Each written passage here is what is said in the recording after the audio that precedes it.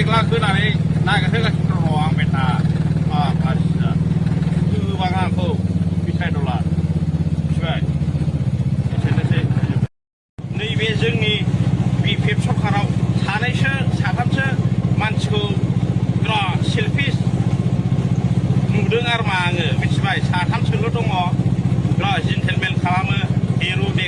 हिर' देखायनानै लायो मिथिबाय खाजाव गैया बैसोर बायदि मानसिया मिथिबाय बैसोरजों रायजो राजायाबो गोजोननाय गैया खारफाया सोरजों थाम्फैयाबो खारफाया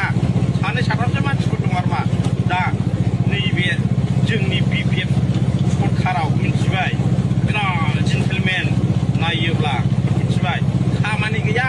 उदाया रायजो राजाखौ बजबनो हायासो रायजो राजा बिसोरबायदिजों खारफाया मिथिबाय लाब गैया थाब एरनबावनांगौसो बैसोरखौ मिथिबाय बुख'थारनांगौ सालाफोरखौ बेनोसै आरो ससे नुलांबावगोन बिटिया दलाय आरो बिटिया दला ना बिटिया दलाय मिथिबाय खोनासं गोनां रायजोफोर आङो बिटिया दलाय ना मा बियो मा भिडिअ पस्ट होदों बियो आंखौ गावजों गाव गाज्रि मोनसलायनायनि जायाखै नोंना बिटिया दला फाग्ला भिडिअ होयो बे आदा जन खारजि एमजे बाबु आदा उफ्रिमुखौलाय मानो होफाला बायनांगौ जाखो नोंलाय आंबा सोरखौ बुंदों सोरखौलाय मानो होला बायनांगौ जाखो फाग्ला गाज्रि मोना जाहैबाय बेबायदि भिडिअ दा खालामब्रा मिथिबाय नुनानै दा दुखु मोनदां बिटिया दला फाग्ला बिगुर नोंखौ एकला होनानै नागिरहोगासिनो दङ आं बेटा बबेयाव थाखुमादोंलाय बिटिया दला नामा नोङो गथा नागिरगासिनो दं एकला होनानै नागिरखोना नोंखौ मिथिबाय बेबायदि भिडिअ पस्टआव हगारखा सोर थिनदों नोंसोरलाय बेफोरबायदि फट' होफानानै उमुक मानो फट' होनांगौ हा आंबा सोरखौ होनदों आं बिसोरखौ थांखिना होनदों फाग्लासा बेबायदि भिडिअ दा लाबो नोङो बिटिया दला मिथिबाय बिसार खालामना हो रायजोफोर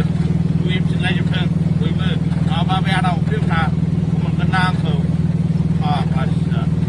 गोबां आंखौ बिटिया दला मिथिबाय एसेनोसै গঠন কৰা হয় ঘোষণা কৰা হয় 26 জানুৱাৰীৰ গণতন্ত্ৰ দিৱসত ভাৰতৰ প্ৰধানমন্ত্ৰী মাননীয় নৰেন্দ্ৰ মোদী ডাঙৰীয়াৰ মুখত যাতে আমি শুনিবলৈ পাওঁ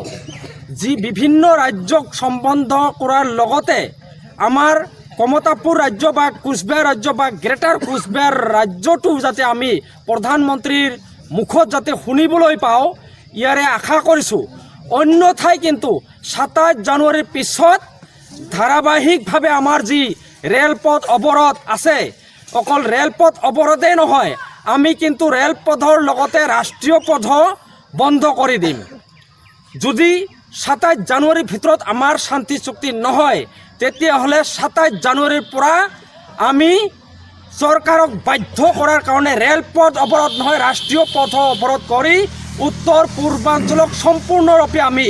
স্তব্ধ কৰি দিম ধন্যবাদ নিৰ্বাচনৰ আগমুহূৰ্তত এই জনজাতিকৰণ বিষয়টো আচলতে চৰ্চা হোৱা দেখা যায় কিন্তু নিৰ্বাচনৰ পিছত কিন্তু আৰু এই চৰ্চাখিনি যেন নোহোৱা হয় লাহে লাহে তো এই ক্ষেত্ৰত কি ক'ব লগা আছে নহয় ৰাজনীতিবিদে ৰাজনীতি দলে চৰকাৰে সকলো সময়তে ৰাজনীতি লাভালাভৰ বাবে কাম কৰে আপোনালোকে দেখিবলৈ পাইছে 2014 চনত নৰেন্দ্ৰ মোদী ডাঙৰীয়াই তেতিয়াৰ ভাবি প্ৰধানমন্ত্ৰী আছিল তেখেতে আপোনালোকৰ সন্মুখত নিশ্চয় সকলো ৰাইজে শুনিছে যে আপোনালোকে আমাক ভোট দিয়ক বিজেপিক ভোট দিয়ক যদি লোকসভাত যদি আমাৰ ভাৰত চৰকাৰ যদি বিজেপিৰ দ্বাৰা গঠন হয় আপোনালোকে যদি আমাক ভোট দি জয়যুক্ত কৰে তেতিয়াহ'লে ভাৰত চৰকাৰ গঠন হোৱাৰ পিছতে 6 মাহৰ ভিতৰত আপোনালোকৰ 6 জনগোষ্ঠী জনজাতিকৰণ যাতে গঠন কৰা হয় ঘোষণা কৰা হয় 26 জানুৱাৰীৰ গণতন্ত্ৰ দিৱসত ভাৰতৰ প্ৰধানমন্ত্ৰী মাননীয় নৰেন্দ্ৰ মোদী ডাঙৰীয়াৰ মুখত যাতে আমি শুনিবলৈ পাওঁ